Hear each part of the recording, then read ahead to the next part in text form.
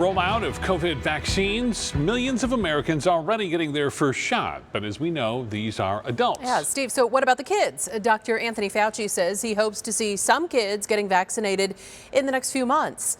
Here's ABC 15's Ashley Paredes with what that process may look like.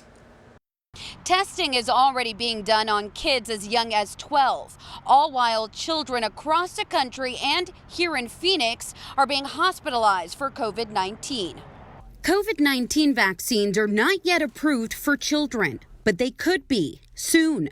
Some parents excited about the option. I have them in daycare and at preschool, so I feel safer knowing that they can go to school now with the vaccine. The government's top infectious disease expert hopeful that children could start being vaccinated as early as late spring or summer, part of the effort to securing widespread immunity to the virus. But how do local doctors feel, the ones treating children firsthand? I think it's great as long as we can have the evidence that it's safe and effective. Dr. Wasim Bayan is a pediatric infectious disease specialist with Phoenix Children's Hospital.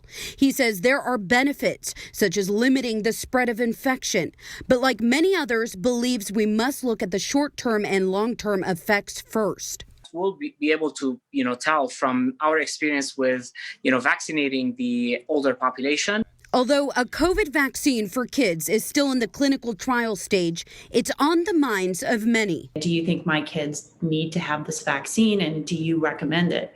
Dr. Kristen Struble with Camelback Pediatrics wants to make sure she is confident before giving an answer, saying there are many factors to take into account. The long-term safety data regarding any sort of autoimmune disease or something called Guillain-Barré syndrome that's extremely rare with vaccines like the flu. I'd want to see if they saw an increased number of that. As we wait for the data, Phoenix Children's does have a message for parents.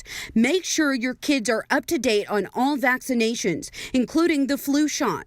Co-infections have been a concern for doctors even before the pandemic. If, a child, catches COVID-19 and at the same time they also get infected with influenza, we don't know how the two viruses are going to behave together. If successful, there would be another round of testing to children as young as 9 and under. I'm Ashley Paredes, ABC 15, Arizona.